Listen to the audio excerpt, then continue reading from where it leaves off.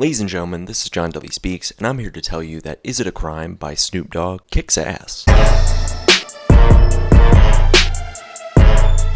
Yeah. Legendary LBC rap icon Snoop Dogg is one of the most recognizable faces of music and has been for the last 30 years. I won't get into his gargantuan cultural impact he's had. I mean, we all know the guy. Sometimes we love him, sometimes we're annoyed by him, but you can't deny the impact that he's had on the ongoing discourse in hip-hop. After massive highs in the 90s, as well as puzzling lows in the 90s, returns to fame again and again afterwards, and ridiculous detours, Snoop Dogg's back with Is It a Crime? Less than 6 months after his Dr. Dre-assisted Missionary from last year. And look, I won't sugarcoat it. I love how excited Snoop sounds to be making music, and that excitement really shows on this record. Because this isn't a classic or anything, but it's a solid late career record from Snoop that's fearless and abrasive while staying heartfelt and poignant. With an opening run from the title track through Sophisticated Crippin, it's actually stellar in its G-Funk heavy vibe setting. I go out on a limb and say that Lamb, Big D, and Battle Cat's production is better than what Dre's work should have been on Missionary. We're looking at beautiful, lush soundscapes like the title track's Start Keys, the splashy 90s inspired drums of Joy, and a quirked up aesthetic on Unsung Heroes and Shut Your Bitch Ass Up that have more in common with The Dogfather than any of his other recent releases. Then you get the 80s R&B touches of You Want My All, Can't Wait, and Just the Way It Is that bring a touch of syrupy levity to these soundscapes that most cold, lethal gangsta rap albums can't pull off. Not all of it works, as some of the production hits a snag due to redundant embellishments that don't add much to the overall experience, but Spot has a prominent Daft Punk sample flip that is so ridiculous and weird, but it turns out to be nothing but fun and awesome. It's kind of like a 2025 version of Sexual Eruption, and I'll take it. Some might hate the southern rap of N OG Snoop and its prime Waka Flocka era production stylings, but I dig it because it's full of personality and it's wildly compelling with its smashing horns and epic strings. And that's the story of this album's instrumental palette. It's a total smattering of different periods of Snoop's career, so while it may not always hit the way you want it to, you can guarantee it'll be sprawling enough for everyone to latch on to something. Due to his honesty, regret, and hurt and reconciliation of wealth and legacy, My Friend and Sophisticated Crippin proved to be some of the best Snoop Dogg songs ever made. Does that apply to the majority of this record? Not really. But unlike his bigger commercial efforts over the last decade, it sounds like Snoop truly has something to say. So in effect, it sounds like he has something to prove. Much of his one-liners are stark and biting, and though much of this is in response to his appearance at Donald Trump's second inauguration in January, that's a whole other thing. I like that he doesn't make doubling down on that controversy the entire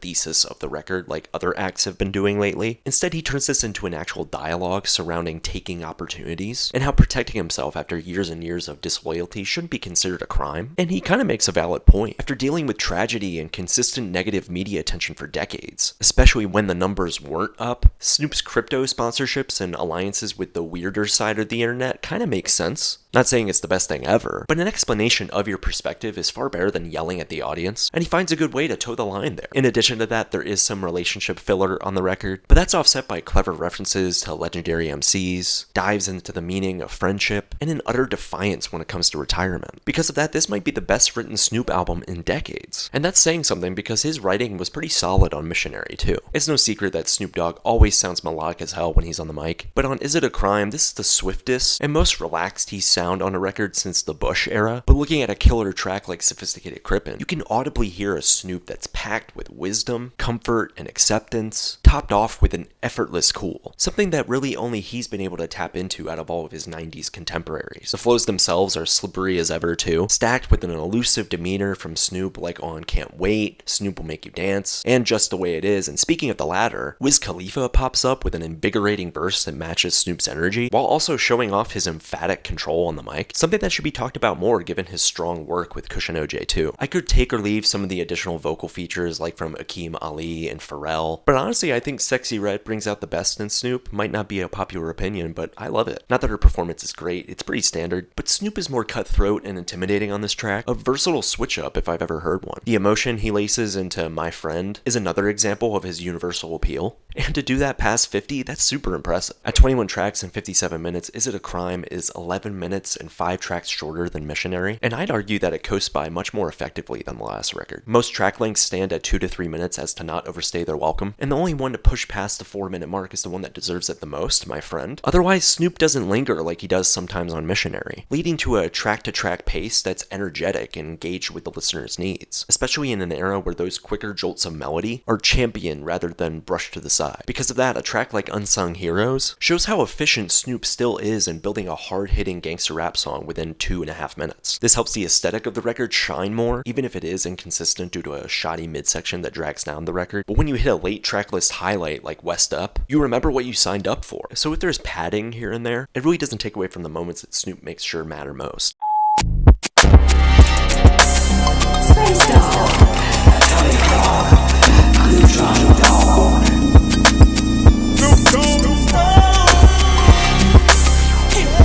I won't lie, I enjoyed this album way more than Missionary. And while it isn't a great record and contains some filler and it has some weird and bad ideas in it, that's every Snoop album. But if we can get him locked in on making fun G-Funk jams while also diving into his reflective bag, I think we all win. So let the man make some misguided Daft Punk sampling dance tracks. He's earned it. But hey, that's just my perspective. If you're a Snoop Dogg fan, this is a nice, fun, throwback gangster rap record with a nice little touch of the modern landscape of rap. And if you're in search of an elder statesman rap album, more in the vein of the first King's Disease album, but with more of a slick G-Funk twist, you gotta check this one out. Alright, that's all I got. Bye!